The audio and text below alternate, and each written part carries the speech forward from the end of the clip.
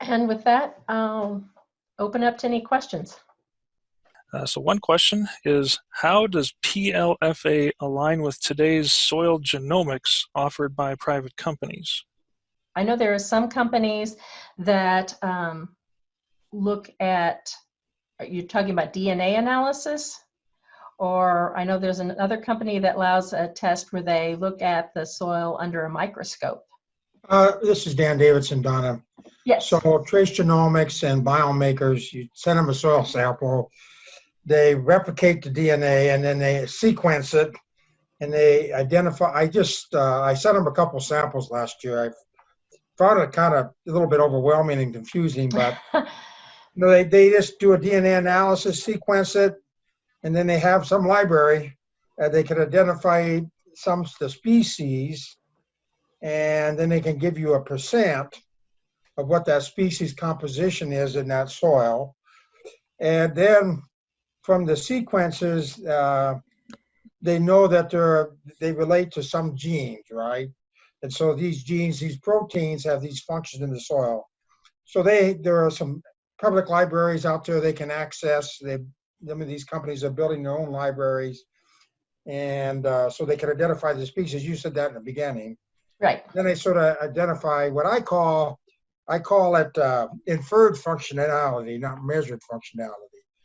Because from the DNA, that sequence, they can identify an enzyme, and they know an enzyme has a function in the soil, but they don't measure that function. It's inferred.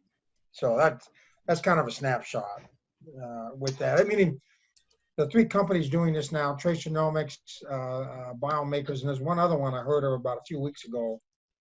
But these are very expensive protocols, about $200 a sample. Takes quite a long time to run, but that's what I know.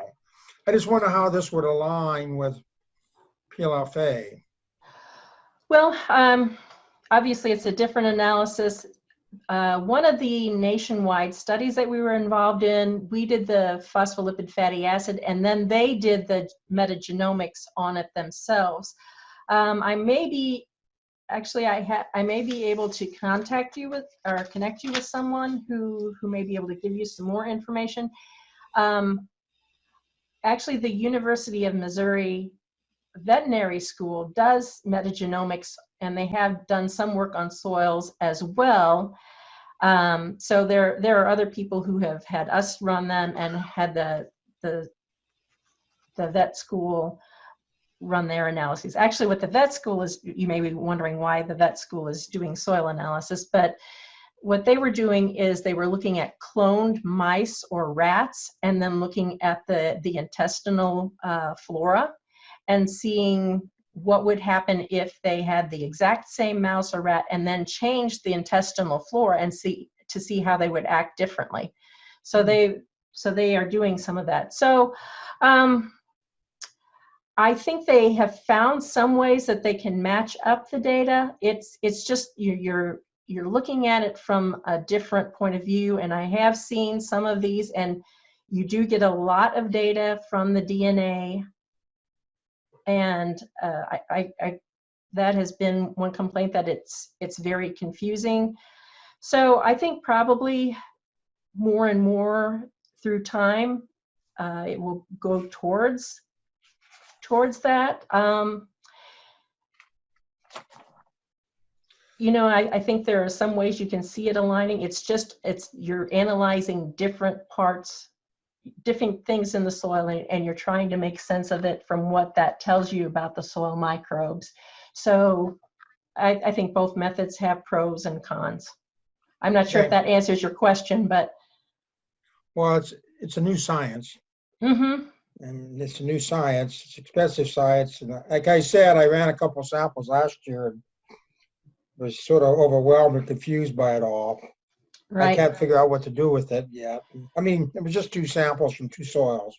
Right. So. Well, and I think you can, in a way, it can be used like PLFA. I think the strength of them is making a comparison. So, maybe you could have a control and then have something that you're trying to see what happens if we add a cover crop, and you could compare the either the PLFA or the DNA between the two and find where the differences are. So I think both, at this point, both analyses have strength. There may be parts where they shore each other up or provide information that the other does not. I have a question, Donna, on, I didn't know, and when you looked at the prokaryotes, eukaryotes, that it included all the other fauna in the soil. I didn't know that. I didn't know that. A question I have, so if people wanted to separate out, I'm looking at this image here, nematodes and protists and whatever, the different protozoa and things, you could, they're all, each one of these kind of earthworms, arthropods, they each have their own individual PLFA footprint. Right, but you have to remember, in the soil, you've got a soup, you have it all put together. But if they have something that's just found in them, you may be able to identify it. So we haven't done it, but I've wondered about nematodes, and that's why, and I would have to change the software some. I could have it so it would just have the protozoans, and then have the others separate. Now, I will say, occasionally we will get, I think, probably an insect egg. So, I'll be looking down the data, and it'll be eukaryotes 1%, 2%, 3%, 1, 2, down in there, and all of a sudden there'll be one 23%. So probably what we've gotten is an insect egg or something like that. And I volunteer to rerun those samples because, hopefully if we rerun it, that we won't have it. We get that sometimes with fungi also. I don't know if we get some sort of mycelial web, or maybe there's a pathogen. Anyway, those are the two that every once in a while a soil sample would just fall way out of the bounds of the rest of them. So that'll throw people's statistics out, so I'll offer to rerun those. Okay. Any other questions? Yep, we just have one more question. How long does it take to have mycorrhizae to be established in the soil? Oh, that's a good question. I am not really sure. We are familiar with a nursery that inoculates their trees with mycorrhizae. So, I would say a matter of weeks or months. I don't know exactly where to say that, but I know that they inoculate, and the trees are fairly young, and they can show that the tree roots have mycorrhizae, and that they're much more quickly growing than others. I'll just say one more thing. I know that some people have said that if you plant your crop into the cover crops green, that it gives the mycorrhizae a better chance of sort of jumping from the cover crops to the cropping system. And there's someone here who's doing a study where they're looking at different termination dates of the cover crops and seeing how that affects the oncoming crop and soil health measurements. How much does it cost per soil sample, and what is the timeline to get the results? It costs $50 per sample. The timeline to get the results, you're never going to get it in less than a week, because we have to take out subsamples, we have to vacuum dry it, we have to load up the tubes, we have to spend 2 days extracting it. It takes another day to run the analysis on the gas chromatograph. Then I have to download the data, format it, and send it out. How long it takes will depend on how many other samples that we have. Also, how many samples you have. If you have, we run 94 samples in a shot. We use a 96 well plate. We have a blank. We have a known. So if you have over 94 samples, we're going to have to do 2 runs. Normally, we do 1 run a week. Sometimes we do 2 runs a week. Occasionally, something comes up, holidays or something that comes up that we don't do a run. On the other hand, if you have 4 samples, we can probably squeeze those in. I try not to break up research groups unless I have to. If we have over 94 samples in a sample group, I have to break them up. I will try to sneak 4 in because I'm gonna have to break it up anyway. So if we had 110 samples, I might run 90 of that major sample, and if somebody sends me 4, I could run 4 there because I can squeeze them in, and it doesn't matter. I'm gonna have to break up the other sample group anyway.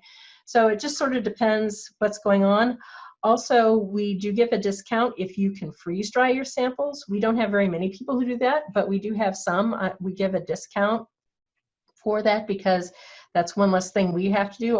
We don't have to do any of the drying. We just load it up into the tubes and run it. So it's worth it for us, and it could get you your samples faster. Just an overall, I would estimate, you know, it really depends, like I said, you know, how big a sample group you're giving us. I'm going to say a few weeks, but it really depends. If I could, you know, if you send the samples in and want to know, I could give you a better idea because I'll know at that particular time how many samples we have ahead of you or how yours are going to work in. So. Okay. Are there any specific sampling protocols to follow, or is it just, you know, a general soil core, just like you would do any other soil sampling? It depends what you're wanting to look at. We don't give any general, well, you know, one thing I would say that you're going to want to have your sample be taken with a probe or with a core or something, so you're not skewing your sample. Like if you're taking a scoop where you get more of your surface soil than what you get down below, then you're skewing it. So you want to sample proportionally by depth, that I would say. Otherwise, it depends what you're interested, how you want to sample. Do you want to sample within the row? Do you want to sample between the row? Do you want to sample the top 2 inches? What level are most interested at? If you started a changed in cropping system and you want to see that change, I would take samples more shallowly. If you sample down to 10 or 12 inches and you have a change just in the top inch or 2, it's probably going to be diluted and you're not going to be able to see it. So that would be a suggestion I have. Otherwise, it just depends what you're looking at. You can sample it however you want. I would suggest keeping the samples cool, taking a cooler out to the field if it's going to take you a while to get back to the lab, putting them in the refrigerator. We suggest shipping them with gel packs, frozen gel packs. We've had bad experiences with ice. It melts, and then we have waterlogged samples, and people have to sample again. That's not good. If it's going to be a long time before you can get it to the lab, go ahead and freeze it, and then you can either ship it with dry ice or with the frozen gel packs, and we can take it from there. So does that help? Yep, I think so. As your lab has been doing PLFA for years, you know, thousands of samples under your belt, what do you feel are the top 3 values to the end users? Well, I would say the total phospholipid fatty acids, because that gives you the microbial biomass, and then looking at the microbial groups by picomoles per gram, and then also looking at the microbial groups by the relative abundance. So it's just sort of a different way of looking at it, and sometimes you can find statistical differences one way but not the other way. I would say those were the top 3. But it depends. Okay. Has anyone used PLFA to compare biologicals to a check and use PLFA as a metric to tease out any differences between biologicals, between treatments? Yes, we've had several people, and like I said, we're a service lab, so a lot of times we don't know what's added. They just send us the samples and give us the names for them, and we run them. sometimes we have a general idea, sometimes we do know, a lot of times we don't know what it was they're adding. So yeah, that's one way you can look. If I'm adding these, does it really make a difference? We have taken additives and just run the analysis on them too. And sometimes those are interesting. Sometimes they don't seem like they're all that high in soil microbes. So I don't know what to say beyond that. Okay. One person says they find confusing in the data is the listings of phat types. Is there a better way to categorize or explain how to collect? Yeah, we talked about that already. So is there a better way to categorize the phat types? Well, I think you can look at the microbes, because a lot of those phats are, it's similar to what's, it's also identified as a microbial type.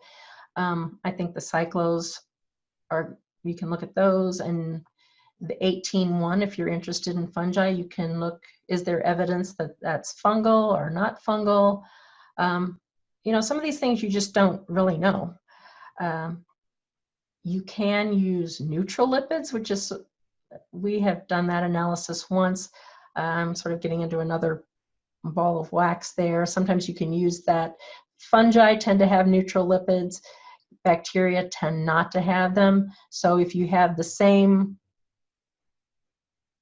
length and type of lipid as phospholipid, that may be, it's broken down into a neutral lipid, and that can indicate that it's from a fungus versus a bacteria. That can be helpful, and that some people do that, especially for mycorrhizae. So don't look at the phat types unless there's something in particular you want to look at. Okay. You may have answered this one during your presentation, but in the one slide you talked about the total PLFA, and then another column was the number of PLFA. Is that number of PLFA useful, or should we really just be looking at the total? Mostly look at the total. It just gives you an idea of how many different phospholipid fatty acids were found in that sample. So while it can be useful just to look at it, I wouldn't say put it in a publication. It's just another way of looking at things.